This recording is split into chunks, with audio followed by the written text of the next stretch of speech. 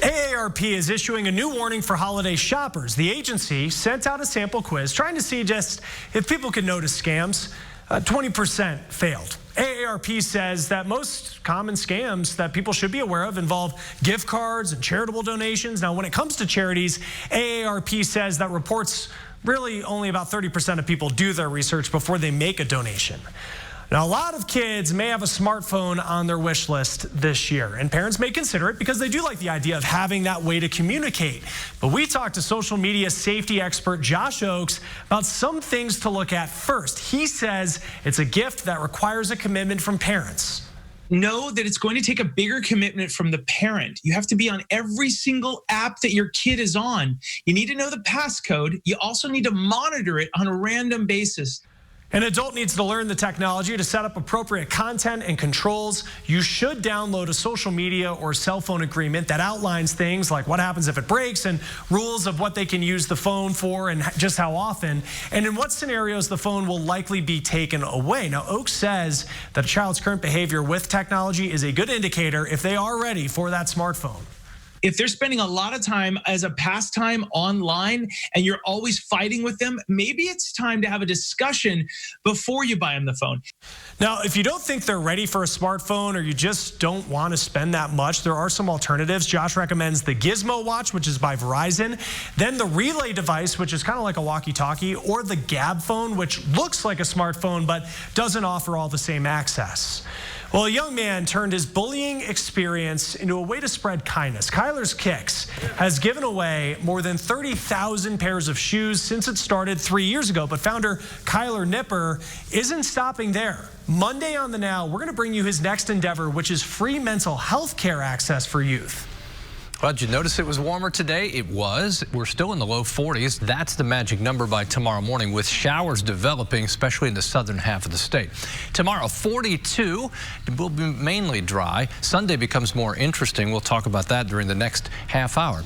That's all for The Now Indy. The news at 6 starts right now. This is RTV6 News at 6, working for you.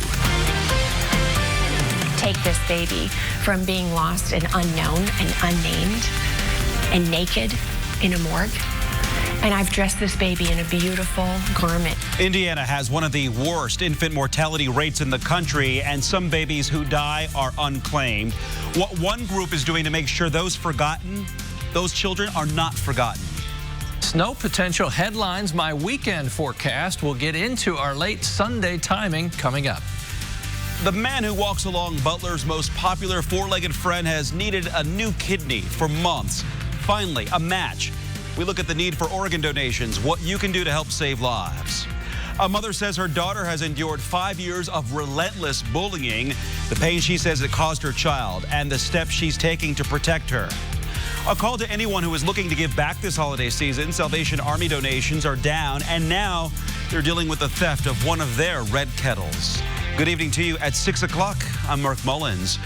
Dignity in Death, an organization giving babies abandoned by their parents at hospitals a proper burial.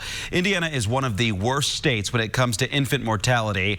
And only on RTV6, Stephanie Wade shows us the group that makes sure no baby who dies is forgotten. Hospitals say every year they are left with babies who died at birth by mothers never to return. For whatever reason, I found out this happens more often than you'd think. But this organization claims those babies, gives them a name and a proper burial. Let earth receive her king. We are honoring baby Stephen Joseph. Today, this baby has a name. Your life mattered. Even though I don't know you, and even though you're a stranger to me, your life matters. After spending just 2 hours here on Earth as a stillborn, his mother left him at a local hospital. I don't know what her conflict is or was, but I know that in her choosing to walk away, we walked in. Though his mother abandoned him without holding a funeral, Linda Zanaco isn't, because to her, this baby's life meant something. Baby Stephen Joseph, as she named him, means something. The lost part of the baby is really sad. And then I get to claim this baby and do something beautiful with the fact that the baby was lost. The baby now for me is found. Babies born over 20 weeks old are required by law to be buried or cremated. Hospitals try at length to reach the parents or family members.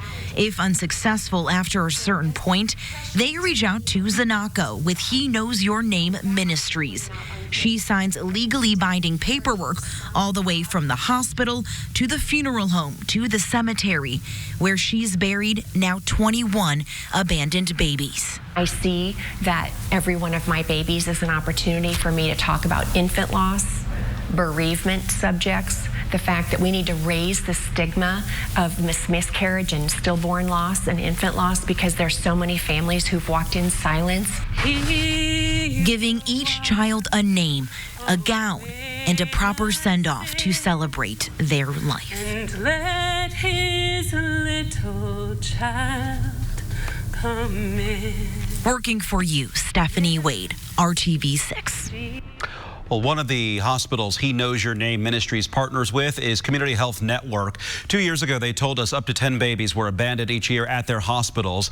Now that number is down to 5. They say they've improved their bereavement services, and that's helping to lower abandonment rates. Riley Children's Health has a new tool to help grieving families say goodbye to a newborn who has died. The Cuddle Cot is an addition to the Hope and Healing Bereavement Program at Riley Children's Health. It's a cooling device that allows families to spend extra time with their newborn after death. Riley Children's Health says the Cuddle Cot was donated through He Knows Your Name Ministry.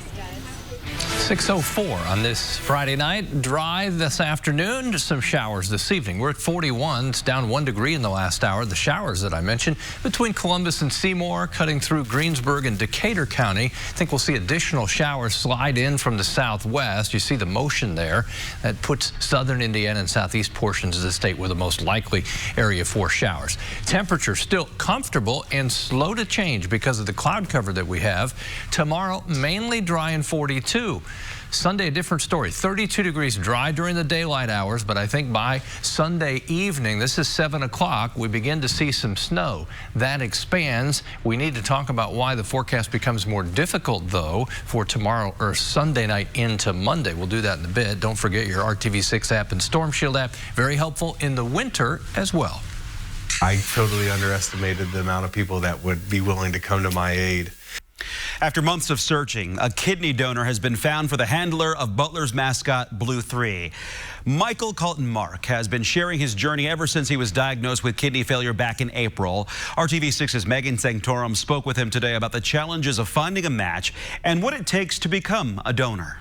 You may recognize him as the man with Butler's living mascot. And earlier this year, he got news that he needed a kidney. Be told initially, like, hey, you need a kidney transplant, or if you didn't, 4 or 5 years from now, you'll probably be dead. Like, that's sobering. And he's not the only one in this position. Right now, there are more than 1,000 people in Indiana on the waiting list for a kidney transplant. So even if we didn't put anybody else on the list, it would take us 3 or 4 years just to catch up with the people that are on the list right now. So Colton Mark posted on social media that he was in need of a kidney. The response was overwhelming. Turns out his brother was a match, and they've been cleared for surgery next month. But he still wants to use his platform to raise awareness and inspire others to donate. There's a lot of other people who are in my shoes who don't have maybe the network of support that I do, who are just left to the list, and their time may run out before the list provides a donor for them. Doctors describe kidney donation as the gift of life, and they encourage people to look into it if they know somebody in need. We make sure that they're healthy enough to do it, and we don't expect this to impact their life long term at all. If we did, we wouldn't do the transplant. Working for you, Megan Sanctorum, RTV6. And tonight we're learning that Greenwood Mayor Mark Myers has been diagnosed with Parkinson's disease. Myers says he will continue to serve as mayor and says there is so much more to accomplish. Here's a portion of the statement that Myers released today. He says, quote, "As with every challenge life has presented, I intend to take a head-on approach and have never known any other way. Thankfully, we discovered the disease early, which provides a much greater opportunity to treat and manage symptoms. I have an excellent team of doctors and have also begun kickboxing sessions at 9 Round Fitness. Earlier this morning, I reached out to both the Indiana Parkinson Foundation and Parkinson's Awareness Association of Central Indiana, seeking to learn more about the disease and offering my assistance in raising awareness, end quote. A Greenwood mother has filed a formal complaint with the Department of Education after she says her 13-year-old daughter has endured 5 years of relentless bullying. Chloe Riggs is a 13-year-old student at Clark Pleasant Middle School in Johnson County. According to the complaint, she suffers from anxiety, depression, and panic attacks due to 5 years of bullying. Records show that students have called her fat, stupid, told her to kill herself. Chloe has been hospitalized several times for cutting herself and suicidal thoughts. Her mom says moving out of the district is not the answer. It says you absolutely give up, and that's not what I want my kid to think, is that it's okay to give up, because then I am left burying my child. I do not want to see that happen. I don't want to see somebody else's kid say, okay, I'm going to give up too. The district told us, quote, the safety and well-being of all of our students is of utmost importance in the Clark Pleasant Community Schools. Our caring staff continues to work collaboratively with families to ensure a safe learning environment in all of our schools. Well, the family's attorney says the district has an obligation under federal law to locate and evaluate any child suspected of having a disability, and that Chloe should have been evaluated by a school psychologist. An historic vote in Washington, D.C. The House Judiciary Committee has approved 2 articles of impeachment against President Donald Trump. That tops our RTV6 news feed. Those 2 articles of impeachment allege abuse of power and obstructing Congress. The abuse of power charge stems from the president's July phone call with Ukraine's president, allegedly pressuring him to announce an investigation of Democrats as he was withholding U.S. aid. The obstruction charge involves allegations that President Trump blocked off House efforts to investigate his actions. The president has denied all wrongdoing. The charges now go to the full House for an expected vote next week. Vice President Mike Pence is back in Indiana. He landed just a couple hours ago at Indianapolis International Airport on Air Force 2. The vice president is holding a roundtable discussion with Governor Eric Holcomb. We have not been told where the meeting is happening, and it is not open to the media. The vice president will head back to Washington, D.C. tomorrow. The final word is in, and 3 Indianapolis charter schools could soon be back under the control of Indianapolis Public Schools. Today, the Indiana Charter School Board voted to drop Charter Schools USA from having control of Manual High School, Emma Donnan Middle School, and Howe High School. Next month, the Indiana State Board of Education will decide if IPS can have the schools back in its district.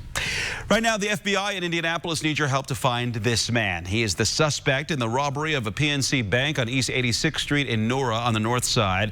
You've got a clear picture of what he looks like. Get a good look. If you think you recognize him or have any information about that robbery, call the FBI at 317-595-4000. Again, that number on your screen is 317-595-4000. A 15-year-old boy from Terre Haute is missing and is believed to be in extreme danger. Indiana State Police have issued a silver alert for Clayton Matthew Johnson. Terre Haute police say Johnson was last seen on December 7th around 2 in the morning. Investigators say he is believed to be in danger and may need medical assistance. If you've seen 15-year-old Clayton Matthew Johnson, call police right away. If you're looking to give back this holiday season, there is a group that really needs your help. Right now, the Salvation Army is way behind when it comes to donations. And just last night, as we first reported on the news at 11, someone stole a red kettle from Plainfield that was full of money. RTV6's Nicole Griffin explains how much money Salvation Army still needs to meet its goal and what could happen if it falls short. For the last 10 years. Thank you very much. Merry Christmas. Richard Nevitt has spent the holiday season standing in the cold outside of Walmart in Danville, giving back. This year, he's volunteering 90 hours to the Salvation Army's Red Kettle campaign. 9-10-hour days. It's the feeling he gets helping others that keeps him coming back. The people and the warm fuzzies that you get doing it.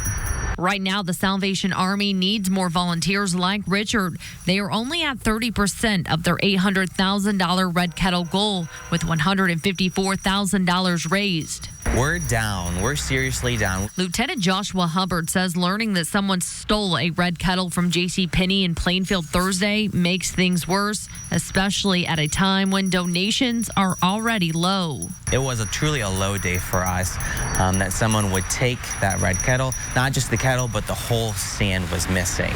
Lieutenant Hubbard tells me if they do not meet their goal of donations for the Red Kettle campaign, they will have to make some tough decisions, including making cuts to programs in the upcoming year. Which breaks our heart, because those are names, those are families, those are people that we know in our community that will go without because the Salvation Army didn't raise enough money to continue those services. Have a good one. Thanks again. As for Richard, he's trying to collect as many donations as possible during the 10 days he has left to volunteer. Yeah. He greets everyone on their way into the store and hopes they stop by on the way out. I hope they get a good feeling when they donate, like I get a good feeling in ringing the bell. Working for you in Danville, Nicole Griffin, RTV6. The Salvation Army says this year there are less days between Black Friday and Thanksgiving, which is contributing to lower number of donations. They also say people are less likely to carry cash, which is why you can now use your phone camera to scan the QR code to donate at the Red Kettle. Free gift cards? Well, it sounds perfect. A gift you don't have to spend money on. Not so fast. We continue our series on the 12 scams of Christmas, why anything free should set off your alarm bells, and why you need to double check any coupon you may want to use. It's an early matchup between unbeaten teams on the basketball court. I'm Brad Brown at Fishers High School. Some intriguing matchups on the boys' side tonight. We'll have a look at this one and some others from around the area coming up on the news at 6. And several topics for us to go through, mainly for the Sunday night, Monday time frame. We'll go through this list when I come back. Call, click, or visit a store today. This is RTV6 News at 6, working for you. And welcome back. There are so many holiday deals, maybe too many, and that's because we're finding some that aren't real. We're looking at the 12 biggest scams that pop up during the holidays, and number 4 is free gift cards and fake coupons. You may see them circulating on social media, posts that say you could get a $75 Costco coupon by clicking on the link and entering personal information. According to Costco, this is a hoax, and it happens almost every year.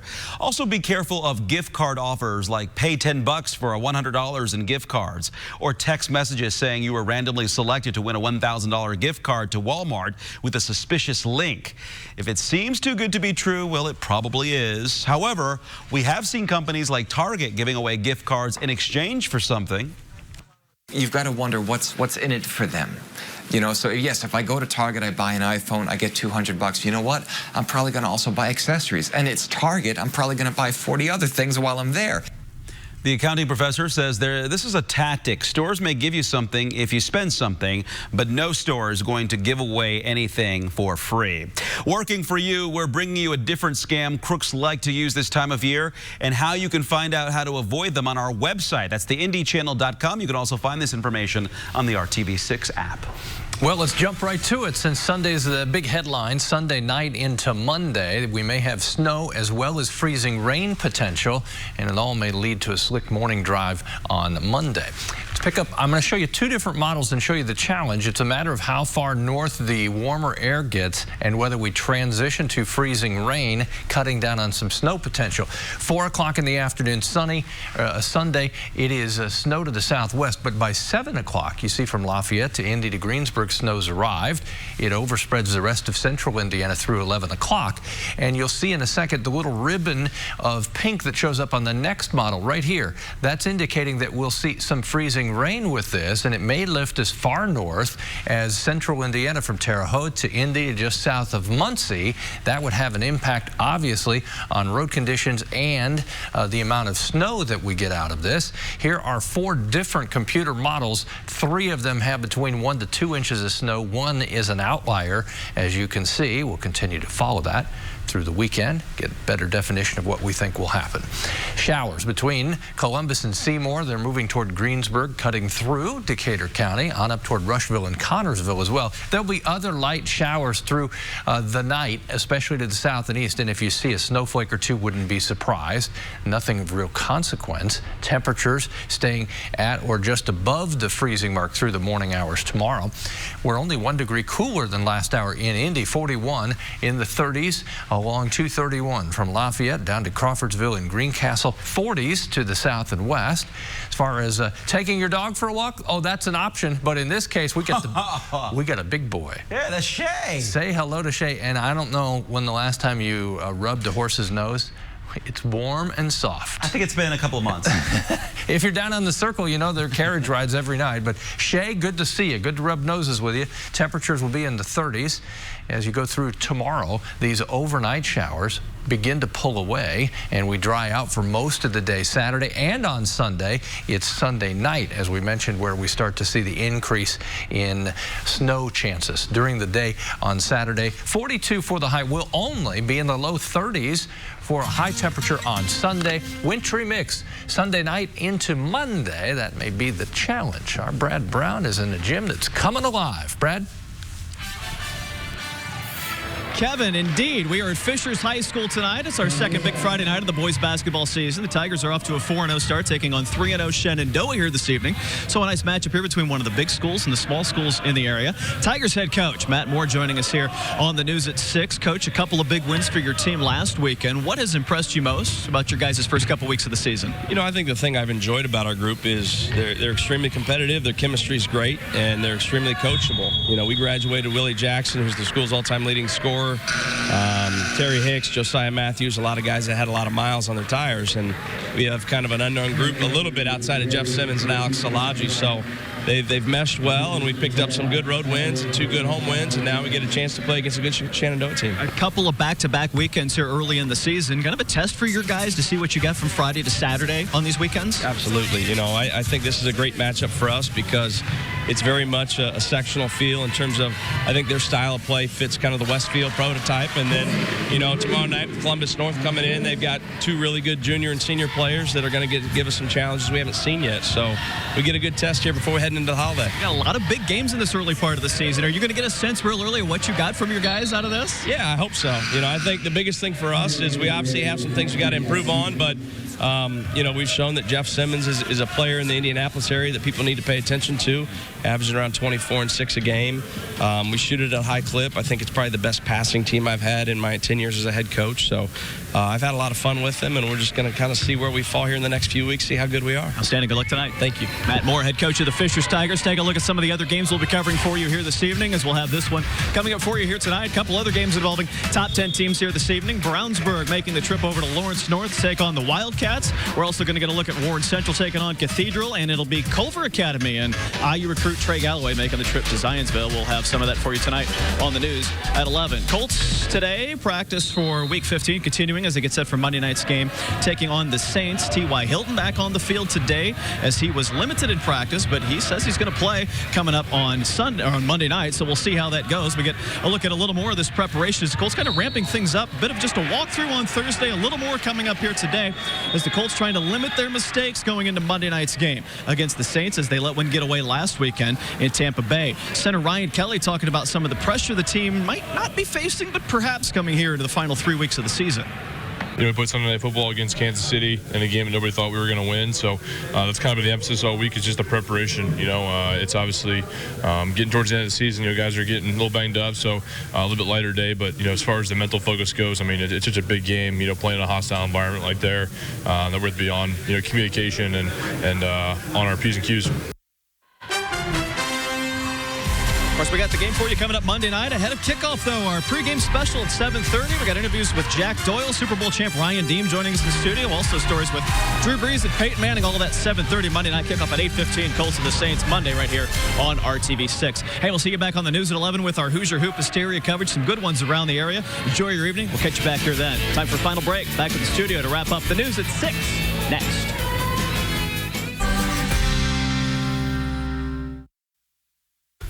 A few showers overnight, but tomorrow mainly dry. Temperature hits 42 in the afternoon. And I remind you, tomorrow is Teddy Bear Toss. That's right. At the Indiana Farmers Coliseum for the Six Shines on. Show them how you do it.